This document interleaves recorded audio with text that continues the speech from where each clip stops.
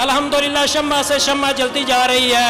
पूरे पाकिस्तान में हमारे सैकड़ों की तादाद में अल्हम्दुलिल्लाह जो है वो यूनिट्स कायम हो रही हैं और दिए से दिया जलता जा रहा है। अभी जो है मैं हल्का हमारा यूनिट जलन जो है जिसका अभी थोड़ी देर पहले जो है वो बाकायदा इफ्तिताह हुआ है, वहाँ से मैं दावत दूँगा जनाब मोहतरम कारी मोहम्मद अकबर साहब को वो स्टेज पे तशरीफ़ लाएँ और 2 मिनट के लिए इज़हार ख्याल फरमाएँ। जनाब मोहतरम कारी अकबर साहब और उनकी मुआवनत कर रहे हैं हमारे बहुत ही प्यारे भाई जनाब हकीम अनायतुल्लाह साहब। तमाम दोस्त जो हैं वो हल्का यूनिट के लिए क्लैपिंग कर दें। नहमदुहु व नुसल्ली अला रसूलिहिल करीम। अम्मा बादु फ़अऊज़ु बिल्लाहि मिनश शैतानिर रजीम। बिस्मिल्लाहिर रहमानिर रहीम। व तुइज़्ज़ु मन तशा व तुज़िल्लु मन तशा बियदिकल खैर। इन्नल्लाहा व मलाइकतहु युसल्लूना अलन नबी या अय्युहल्लज़ीना आमनू सल्लु अलैहि व सल्लिमु तस्लीमा। तमाम दोस्त एक दफ़ा दुरूद पाक पढ़ लो। अस्सलातु वस्सलामु अलैका या रसूल अल्लाह व अला आलिका व अस्हाबिका या हबीब अल्लाह। हज़रात गिरामी, टाइम दी किल्लत नूं मलूज़े खातर रख दिया मैं सिर्फ 1-2 बातां करांगा कि जिस वक्त माली बाग दे छोटे छोटे पौधे लांदा है, एक आस हुंदी है दिल दे अंदर, ये बाग जवान होगा, इहदा फल खावांगा, अगर मैं नहीं खावांगा मेरियां नस्लां खाणगियां। अज तो 7-8 साल पहले साडे भाई चौधरी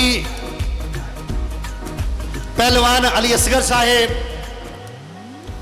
और सेठ खालिद साहेब जिन्होंने सानू बरादरी दी तंजीम बनाने वास्ते किया, और उस वक्त जदों असीं इब्तदा दे अंदर शुरू किया काम, मेरे नाल मेरे भाई सेठ मोहम्मद अकरम साहेब, सेठ अली असगर साहेब और सेठ अब्बास साहेब, इन्होंने बहुत मेहनत की और पिंड पिंड जाके नौकर सी सब तो पहले गए, कोटलदे सब तो पहले गए, और इसी तरह पिड़ीशा रहमान और चंदर के अंदर आए।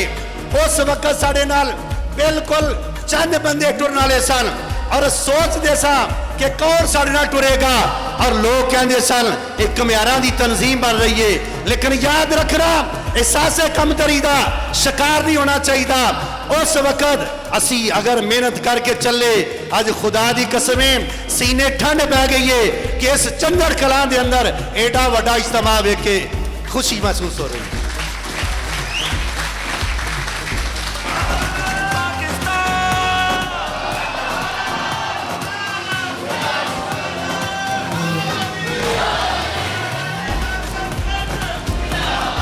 और मैं छोटी दी गुजारिश करांगा, जिहड़ा सी असासे कमतरी का शिकार होने आ, सानू उदी होना चाहिए। हर बंदा अपने घर चौधरी है। तुसी दसो तुहाडे अंदर मेरे भाई अब्दुल हफीज साहब आए ने किला दिदार सिंह तो, मैं इन्हां दी सारी जिंदगी तो वाकफ आ, मेरे रिश्तेदार ने, होर ऐसे मेरे दोस्त ने जिहड़े लोगों के काम आते हैं और लोगों की अख चक पा के गल करते हैं।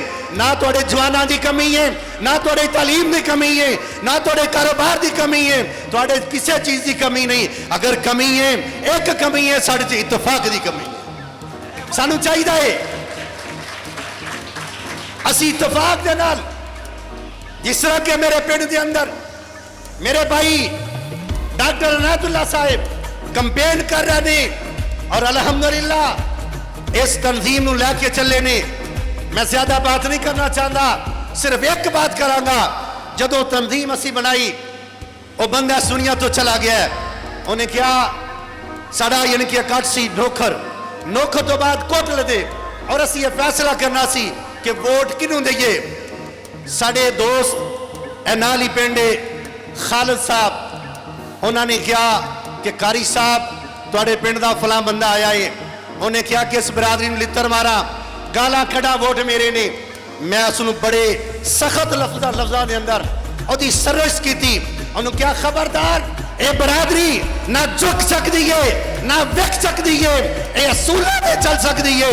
इस वास्ते ऐसी बात कर रहे हमें जा, अगर तू चौधरी है साढ़े को वोट लैके दस, मेरी सारी बरादरी ने पिंड की बरादरी ने मेरी हेल्प की थी।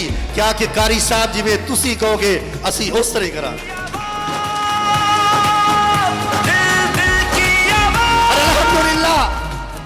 अल्हम्दुलिल्लाह और सारिया चुदरावा साढ़े पैर चाहिए।